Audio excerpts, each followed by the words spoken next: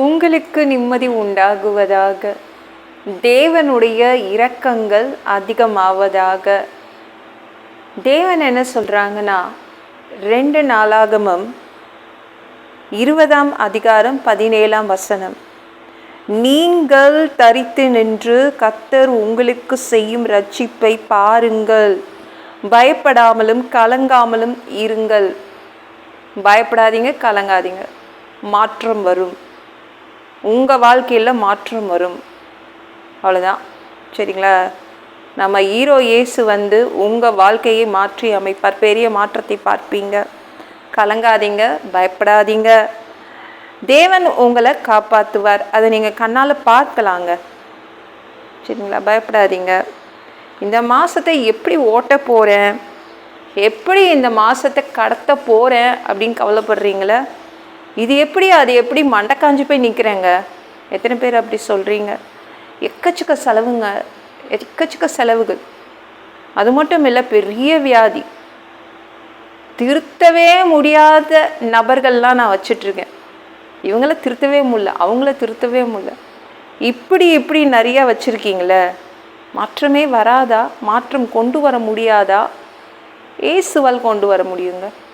மிகப்பெரிய ஒரு மாற்றத்தை உங்கள் வாழ்க்கையில் கொண்டு வருவார்.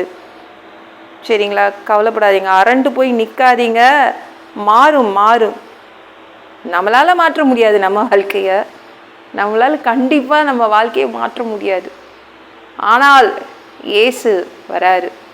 அவர் உங்கள் வாழ்க்கைக்கு பெரிய மாற்றத்தை கொண்டு வந்து கொடுப்பாருங்க. கர்த்தர் உங்களுக்கு செய்யும் இரட்சிப்பை பார்ப்பீங்க. நம்மளுக்கு கண் இருக்குல்ல, நம்ம பார்ப்போம். அவர் செய்யும் இரட்சிப்பை பார்ப்போம்.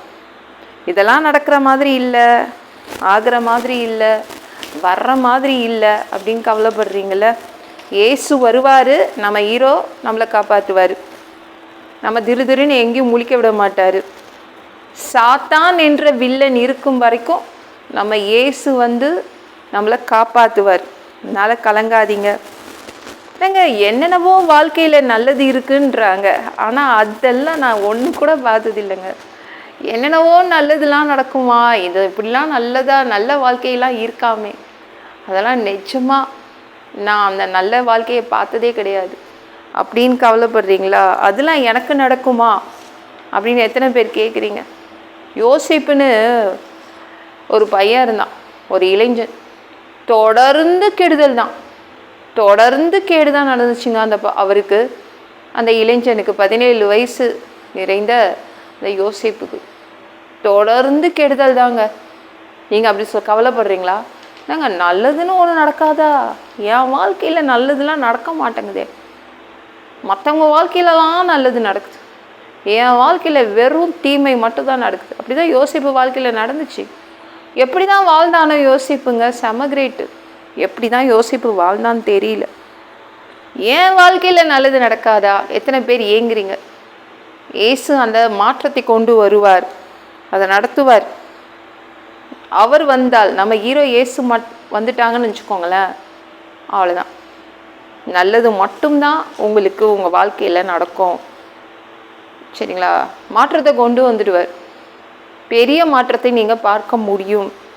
யோசேப்புக்கு ஒரு பெரிய மாற்றத்தை கொண்டு வந்து கொடுத்தாருல்ல.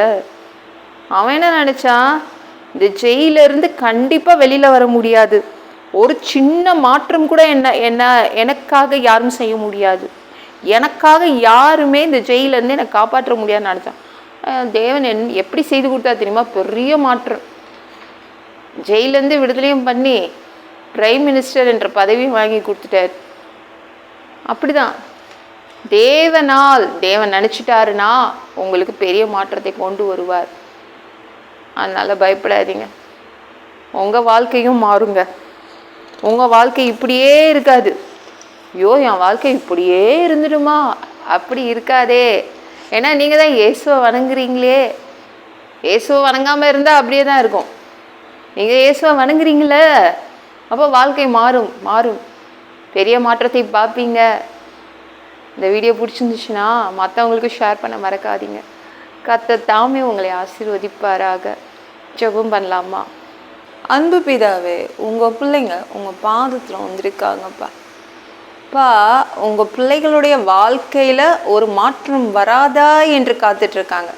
பெரிய மாற்றத்தை கொண்டு வர போறீங்கப்பா. உங்களால் கொண்டு வர முடியும். உங்களால் எந்த மனிதனாலும் கொண்டு வர முடியாது, உங்களால் கொண்டு வர முடியும்ப்பா. சாமி உமக்கு நன்றி.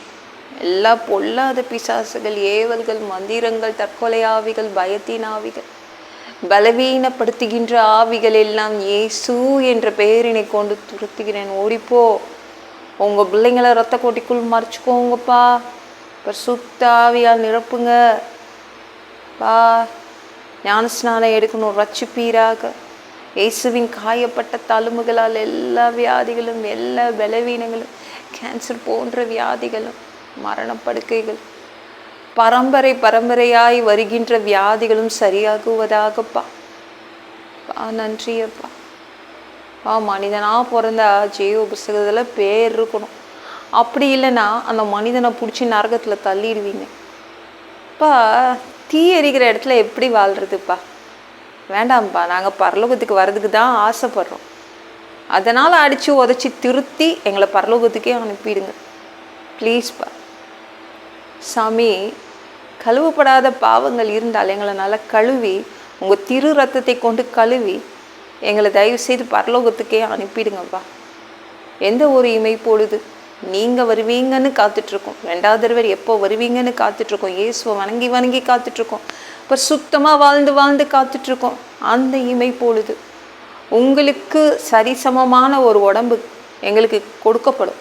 அதை பெற்றுக்கொண்டு அப்பா, உங்களை பார்க்க மதியமானத்துக்கு உங்களை சந்திக்க வருவோம். அந்த தருணத்தை இழந்துடக்கூடாதுப்பா. சாமி உமக்கு நன்றி அப்பா. 7 வருடம் அந்தி கிறிஸ்து ஆட்சியில் விட்டுட்டு போயிடாதீங்கப்பா. தயவுசெய்து இந்த பேய் நடத்தும் ஆட்சியிலலாம் எங்களை விட்டுட்டு போயிடாதீங்க.